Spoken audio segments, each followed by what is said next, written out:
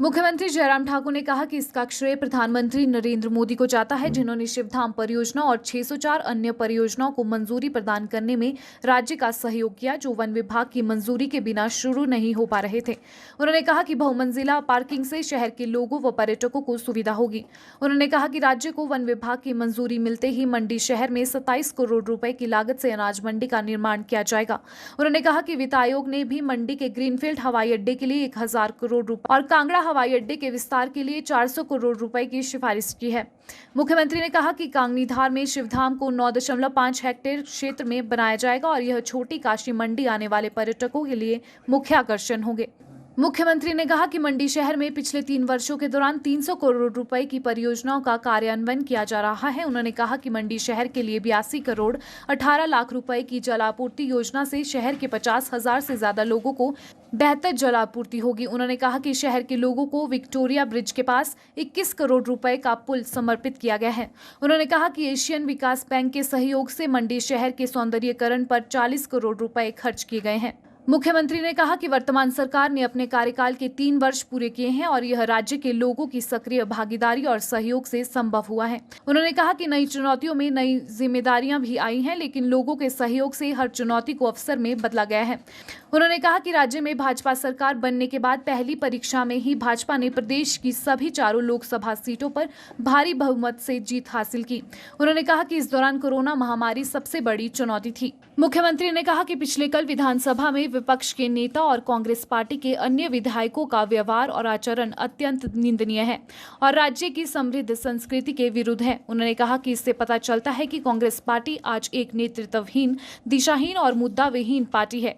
उन्होंने कहा कि कांग्रेस के नेताओं में अपना वर्चस्व दिखाने की होड़ लगी है ताकि केंद्रीय नेताओं का ध्यान अपनी ओर आकर्षित किया जा सके। और ये 3 वर्ष का कार्यकाल पूरा हुआ है, हिमाचल प्रदेश की जनता को मैं समर्पित करता हूं। उनका हर कदम पर सहयोग मिला, समर्थन मिला, प्यार मिला, स्नेह मिला, आगे बढ़ने की ताकत मिली, तब जाकर के हम आज यहां पर खड़े। मुंडी शहर बड़ा बन रहा है और सरकार बनने के बाद मुझे कहने लगे कि भाई अब हमारी बारी आनी चाहिए। हमने कहा काहे के लिए आनी चाहिए, बारी तो आ गई, मुख्यमंत्री बन गया मंडी का। बोलते नहीं, हमको तो नगर परिषद बनी है, बोलते अब बड़ी चाहिए, नगर निगम चाहिए बोलते हैं। नहीं, हमने 3 कॉर्पोरेशन एक साथ बनाई, मंडी की भी बनाई, पालमपुर को भी कॉर्पोरेशन दे दी और सोलन को भी कॉर्पोरेशन दे दी।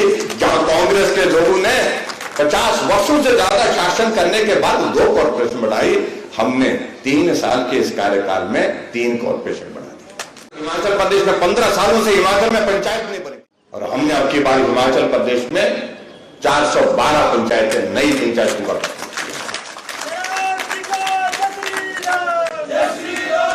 साथ हमने नगर पंचायतें बनी। आज जिस शिवधाम का हमने शिलान्यास किया है, 150 करोड़ की लागत से ये शिवधाम आपका बनने वाला है। आप कल्पना करिए, हमारे देश के प्रधानमंत्री नरेंद्र भाई मोदी जी किस तरह से हिमाचल के साथ कनेक्ट है, किस तरह से वो सोचते हैं। मुख्यमंत्री बनने के पश्चात मैं पहली बार उनके साथ बैठा, काफी लंबी मुलाकात हुई हमारी। उन्होंने कहा कि टूरिज्म के क्षेत्र में हिमाचल में बहुत बड़ी संभावना है।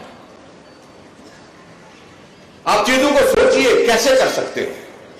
सिक्किम का उदाहरण दिया उन्हें, सिक्किम जैसा, सिक्किम में जहां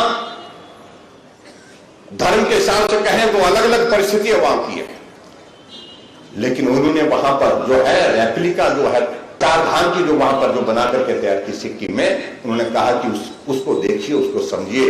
अब वहां पर उसके कारण टूरिज्म को कितना बढ़ावा मिला।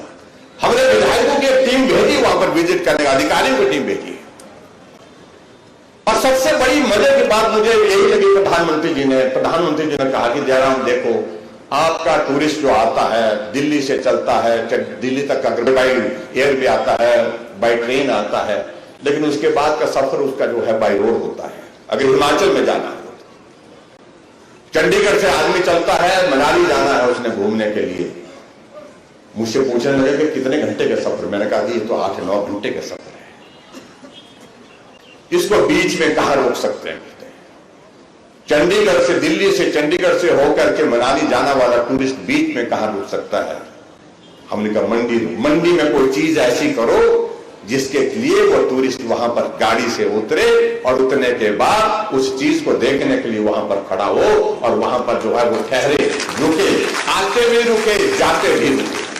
तो हमने कहा कि शिवरात्रि ऐतिहासिक मेला, हमारा अंतर्राष्ट्रीय स्तर का मेला होता है, क्यों ना हम मंडी में शिव धाम की स्थापना करें। वो एक टूरिस्ट डेस्टिनेशन होगी और टूरिस्ट डेस्टिनेशन में धार्मिक टूरिस्ट भी वहां पर आए और उसके साथ पर्यटन की दृष्टि से बहुत सारी चीजों का वहां पर जो है एक साथ हम एक जगह बनाए, एक हम उसका कॉम्प्लेक्स बनाए जहां हम लोगों का एक वो आकर्षण का केंद्र दुनिया के टूरिस्ट को यहां पर लाने के लिए